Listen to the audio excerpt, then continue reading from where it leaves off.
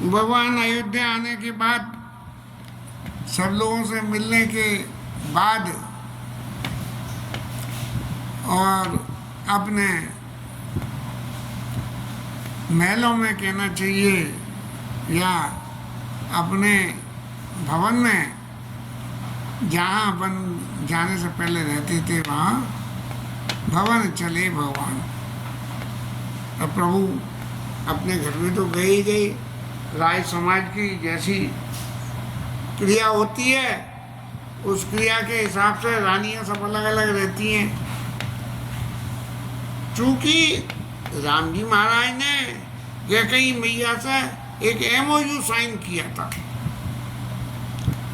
उस MOU का अर्थ क्या था कि देखो माता, मुझे राक्षसों का नाश करना है और राक्षसों का नाश करने के लिए अयोध्या से बाहर मुझे जाना पड़ेगा, लेकिन ना तो कौशल्या अम्बा देगी मेरे को परमिशन और न राजा दशरथ देंगे। और इसका प्रत्यक्ष उदाहरण है कि जब राक्षसों के नाश करने के लिए विश्वामित्र ऋषि ने राम जी और लक्ष्मण जी को मांगा तो राजा दशरथ ने यहाँ तक कह दिया कि देव प्राण ते प्रिय कछु नहीं और सो मुनि देव निमिष एक माई। एक निमिष में देव प्राण से ज्यादा प्रिय कुछ नहीं है, मैं वो भी दे दूंगा। तब जो है उन्होंने एक कैकेयी अम्बा के संग में एक MOU साइन किया, मेमोरेंडम ऑफ अंडरस्टैंडिंग, कि माता ऐसा करो कि आप पिताजी को अत्यंत प्रिय है और आपकी कोई बात पिताजी काट नहीं सकते, और जब काट नहीं सकते तब इस तरह की जो लीला हुई इसकी रूपरेखा भगवान ने कैकेयी मैया के सामने रखी। और फिर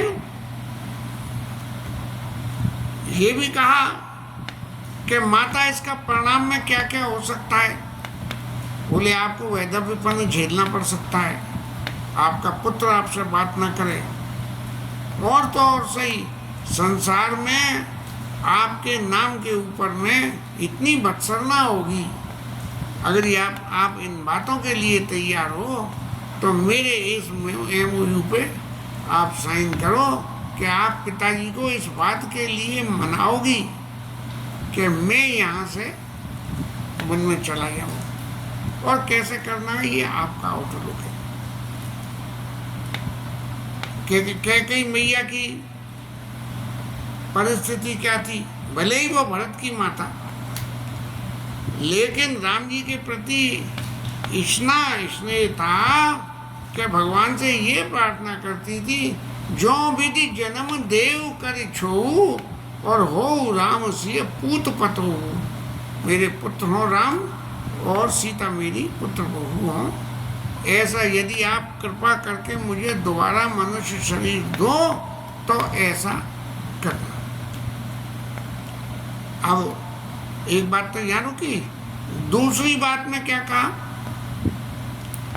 दूसरी बात में राम जी महाराज ने, क्योंकि राम जी का भरत जी के प्रति अत्यंत स्नेह था, जब किसी माँ के पुत्र को किसी तीसरे व्यक्ति के प्रति अत्यंत स्नेह होता है तो उससे भी जो है स्नेह का नाता जुड़ जाता है।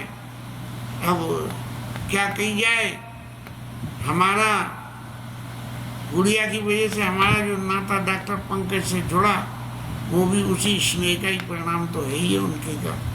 क्या उसकी वजह से वो हमारी बड़ी बेटी बन गई तो गुड़िया छोटी बेटी बन गई, तो अत्यंत स्नेह होता है। तब जब राम जी ने कैकेयी माता को समझाया तो कैकेयी माता ने इस बात के लिए अपनी स्वीकृति दे दी।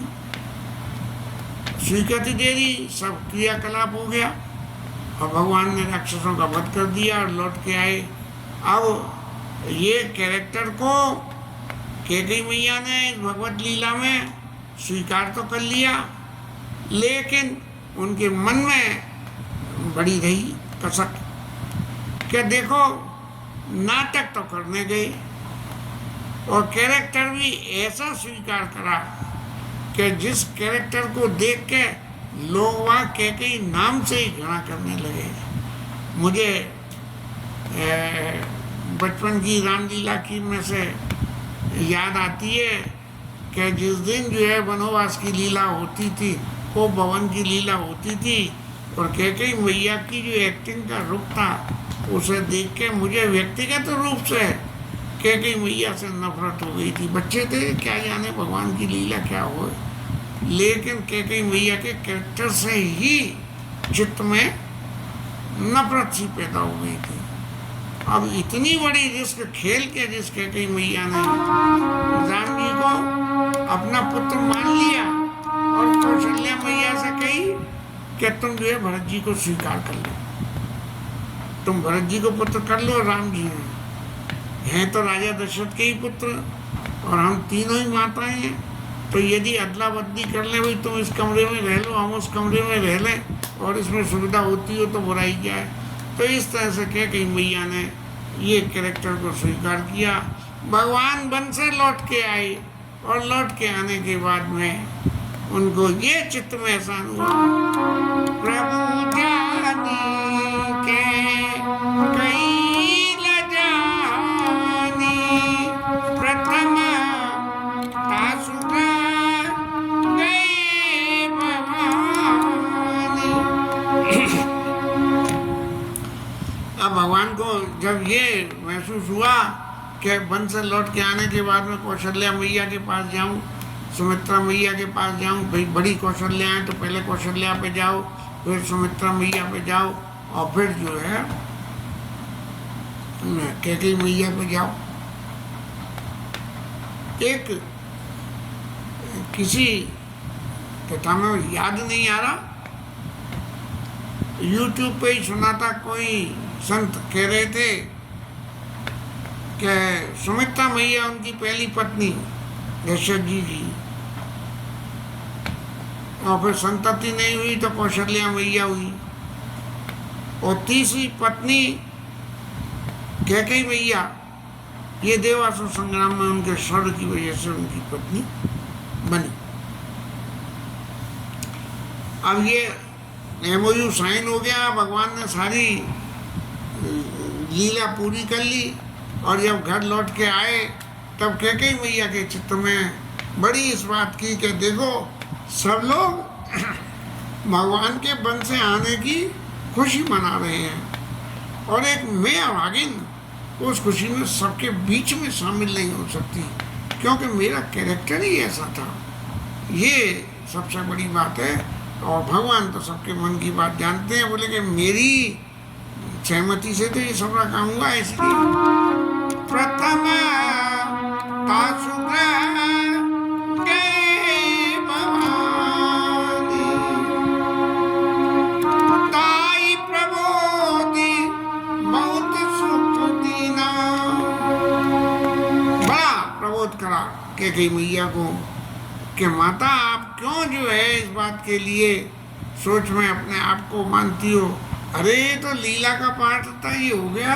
अब नाटक कंपनी में कोई जाके किसी नाटक में भिखारी का रोल पैदा करिए आए, और फिर समाज के बीच में जाने में ये संकोच करे कि लोग मुझे भिखारी समझेंगे, तो ये तो बड़ी नादानी की बात हुई है। ऐसे इसीलिए ये कैकेयी मैया के मन में जो संकोच था, तो राम जी महाराज सबसे पहले गए और बोले माता बिल्कुल संकोच मत करे, और आओ हमारे संग सब चलो। तब जो है उसके बाद में राम जी कैकेयी मैया को अपने संग लेके और पुणे निज भवन गवनहारी कीना। अब भगवान जो है उसमें गए, सब लोगों ने बड़ा अपने पुण्य को मनाया। देखो कितने 14 साल बाद नंबर आया है, भगवान गिर गए हैं। और वशिष्ठ जी महाराज को अब इस बात का विचार मन में आया कि राजा ने दशरथ ने जो संकल्प लिया था कि काला ही राम देव युवराजू, तो बोले उसको एनफोर्स करने का टाइम आ गया। और मेरा जो फर्ज है कि मैं जो है राजा नहीं है तो उनकी एवज में इस फर्ज को पूरा करूं। अगर ये पहले ही उनके समझ में आ गया होता तो क्या होता कि भरत जी को राज्य पे बिठाने से पहले भरत जी को बुलाया जाता और फिर ये लीला नहीं होती। इसीलिए गुरु जी महाराज शांत रह गए। लेकिन अब गुरु जी महाराज को ये पूरा विश्वास हो गया कि अब तो राम राज्य होके ही रहेगा। तब जो है वशिष्ठ जी महाराज ने सब दीज देव हरषि अनुशासन राम चंद्र बैठई सिंहासन। हे ब्राह्मणों, आप सब आज्ञा दो कि राम जी महाराज जो है सिंहासन पे विराजमान हो जाए। अब पहले तो राजा ने संकल्प लिया और गुरुजी से कह दी अपना संकल्प, और गुरुजी ने कह दी कि कर दो राज्याभिषेक। क्यों? कि गुरुजी ने एक ही बात कही, जो विधि कुशल निभाए काजू। यदि भगवान सब काज अच्छी तरह से निर्वाह करा दे तो महाराज देरी मत करो, वेग विलंब न करिए, नप साजिए सजी सुभाज और सुदिन सुमंगल तभी जब राम हो युवराज। कोई गृह गोचर देखने की जरूरत नहीं है। इस बार गुरुजी के ये समझ में आ गया कि देखो, पहले मैंने गोलमोल भाषा में ये बात कही थी, गोलमोल भाषा में ये बात कही थी, लेकिन अब स्पष्ट रूप से मैं अकेला नहीं हूँ, मेरे संग पूरा विप्र परिवार शामिल है। सब दीज देव हरषि अनुशासन राम चंद्र बैठई सिंहासन।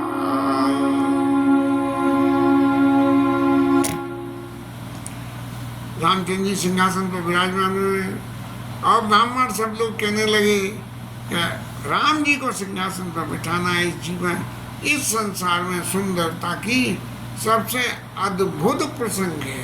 राम जी का अभिषेक होना अद्भुत प्रसंग है, इसके बराबर कोई शुभ प्रसंग ही नहीं है।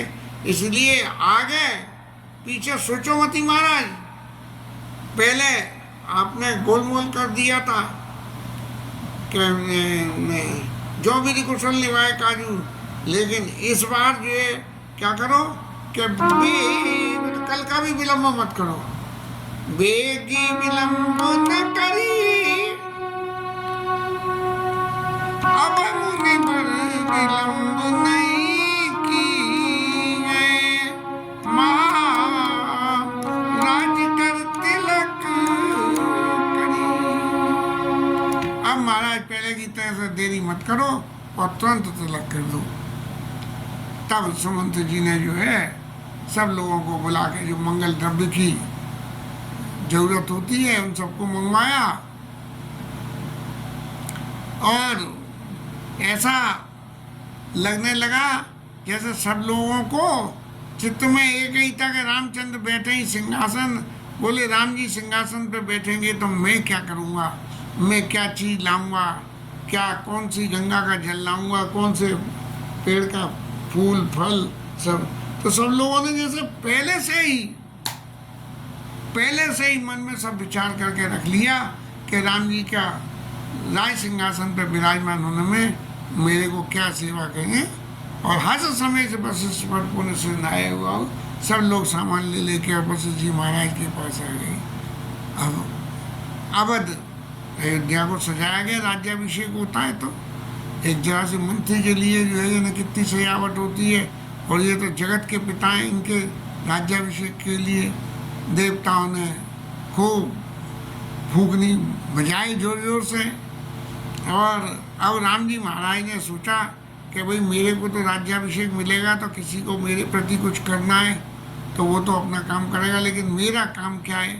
मेरा काम सबसे पहला ये है कि जे अपने जिनको मैं मित्र मानता हूँ अपने संग लेके आया हूँ, पहले इन सबको ये प्रथम सघन अनुभव हो जाइए, इन सब को ले जाओ और सबको स्नान कराओ, और स्नान करा के उनको नए नए कपड़े पहनाए। अब फिर राम जी महाराज ने अपने भरत जी महाराज को बुलाया और निज कर जटा राम निरुआरे भरत जी की जटाओं को अपने हाथ से राम जी ने जो है सिलझाया। हालांकि जटा सहज सिलटती नहीं है, जटाओं को तो जो है काट के ही निकाला जाता है, लेकिन फिर भी भगवान ने भरत जी की जटाओं को सुलझाया और फिर तीनों भाइयों को जो है अपने हाथ से स्नान कराया। भरत भाग्य प्रभु कोमलता शीश कोटि सत सकई। अब भरत जी के भाग्य की कि देखो कैसे राम जी महाराज जी है उनकी जटाओं को सजा रहे हैं। अब राम जी महाराज ने जब ये सब काम कर दिया, शायद ऐसा है लक्ष्मण जी ने सेवा भाव में कहीं ऐसा प्रसंग नहीं दिखाई पड़ा कि जहाँ लक्ष्मण जी ने भी जटा बनाई हो। राम जी ने जटा बनाई, भरत जी ने जटा बनाई, लेकिन लक्ष्मण जी ने भी जटा बनाई हो, ऐसा कहीं प्रसंग सुनाई नहीं पड़ा। अब अक्ल तो इतनी है नहीं, ठाकुर जी की इच्छा होगी तो सद्बुद्धि देंगे कि लक्ष्मण जी ने जटा बनाई या नहीं बनाई। और अपनी जटाओं को राम जी महाराज ने खुद ही सुलझाया, खुद ही सुलझाया। और क्या करा कि करिमज्जन प्रभु भूषण साजे, स्नान करके और आभूषण धारण करे और अंग अनंग देख सतलाजे। भगवान की उस शोभा को देख के करोड़ों कामदेव भी जो है बलिहार हो गए। इतनी सुंदर शोभा बनी और माताओं ने जो है जानकी जी को स्नान ध्यान करवाया और दिव्य वसन भूषण अंग अंग सजे बनाई। दिव्य आभूषण जैसे वहाँ अनसुईया मैया ने दिव्य वसन भूषण पहनाए, ऐसे ही यहाँ भी जो है माताओं ने दिव्य वसन भूषण पहनाए। ऐसी सीता मैया जो दिव्यता के आभूषणों को धारण कर राम बाम दिश शोभित रमा रूप गुण कान देखी मातु सब हर्षी जन्म सुफल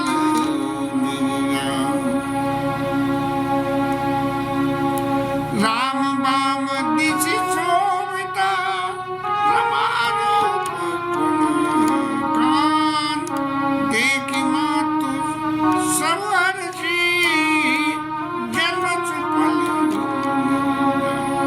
माता बड़ी प्रसन्न हुई, अपना जन्म सफल मानने लगी कि देखो राम जी के संग में जो है सीता मैया कैसी शोभा पा रही है।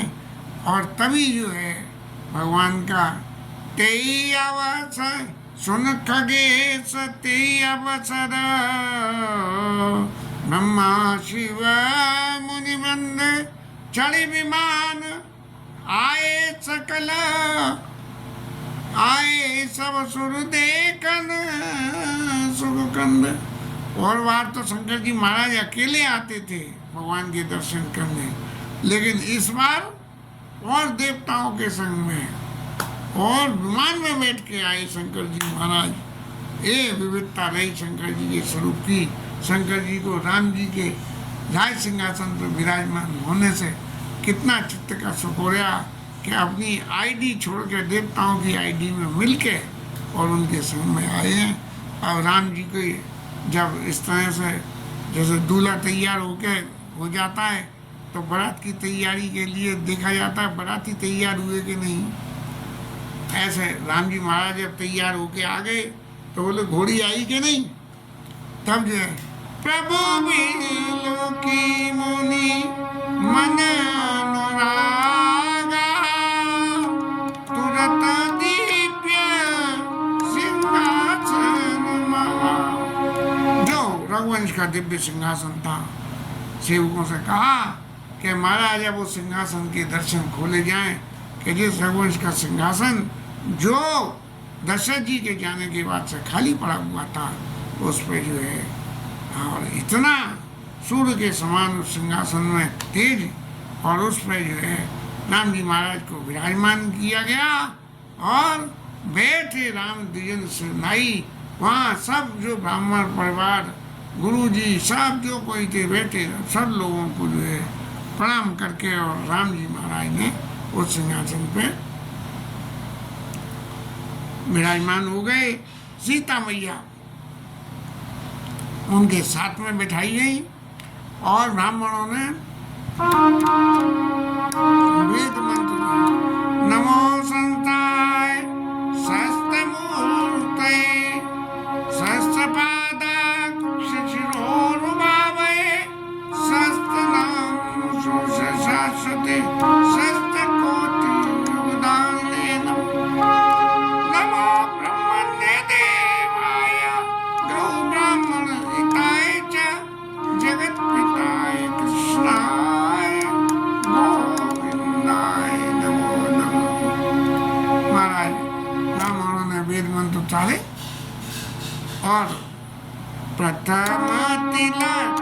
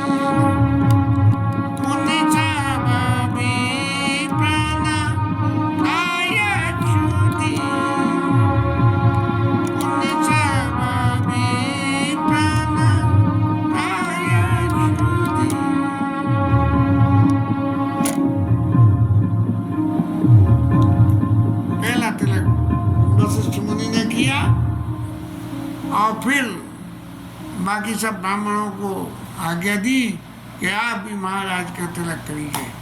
तब जो है माताएं बहुत प्रसन्न हुई, सुत बिलोक ऋषि में तारी और बार बार आरती उतारी।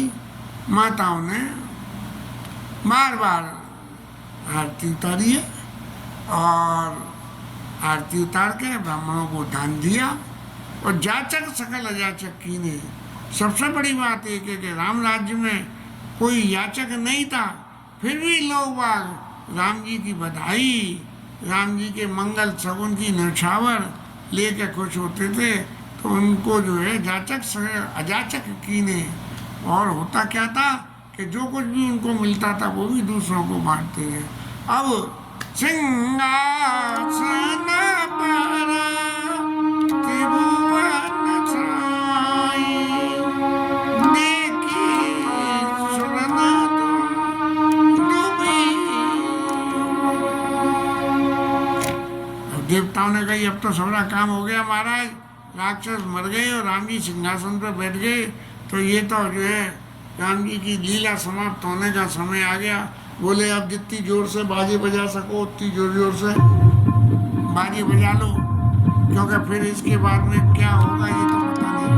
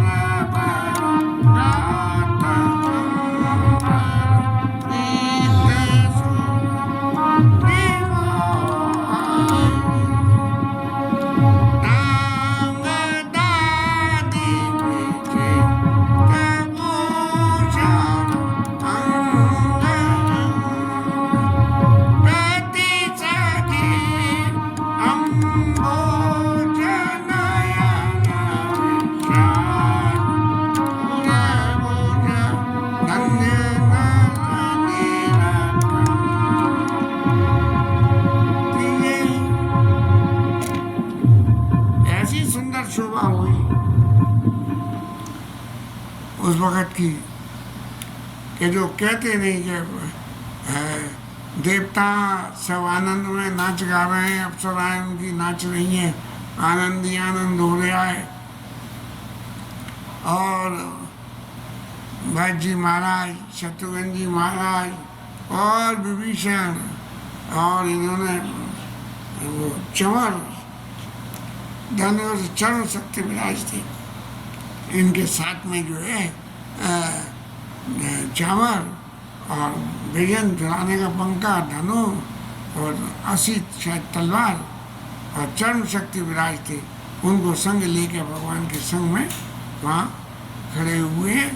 इस तरह से भगवान की शोभा अत्यंत हो रही है और मुकुट से और दूसरे आभूषणों से अंग ऐसे सजे हैं कि जिसने इसका दर्शन कर लिया वो धन्य हो गया। राम जी महाराज के राज सिंहासन पर बैठने की लीला अत्यंत सुखदायक है। इसकी शोभा का वर्णन करना किसी के बूते की नहीं है। यहाँ तो पता नहीं गोविंद की कृपा से क्या क्या बोला है, कभी पता ही नहीं है। दोपहर को सुनेंगे कि पता लगेगी कि कोई गलत तो नहीं बोला।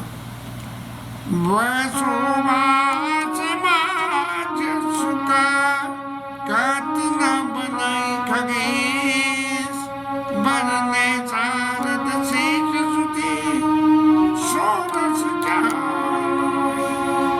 अब गोस्वामी जी महाराज ने तो अपने मन को भगवान के दर्शनों में ऐसा लगा लिया, लेकिन तभी जो है भुषुंडी महाराज की निगाह जब राम जी के सिंहासन पर बैठे हुए स्वरूप के ऊपर पड़े, तब वो कह रहे हैं गरुड़ जी महाराज, वो जो शोभा उस वक़्त हुई उसका वर्णन नहीं कर सकता। और क्या क्या वर्णन ही शारद से श्रुति, इसका वर्णन कौन कर रहे हैं? शारदा मैया करती है, श्रुतियाँ करती हैं और सो रस जन्म वेश। लेकिन भगवान के इस श्रृंगार में, भगवान के इस आसन पर विराजमान होने में सबसे ज़्यादा जो रस आया वो हमारे शंकर जी महाराज को आया है। इसीलिए शंकर जी महाराज की इम्पोर्टेंस बहुत ज़्यादा बढ़ गई और देवता लोग तो विनती कर कर के सब चले गए और वेद भगवान आए और आके उन्होंने राम जी के संग में विनय करी।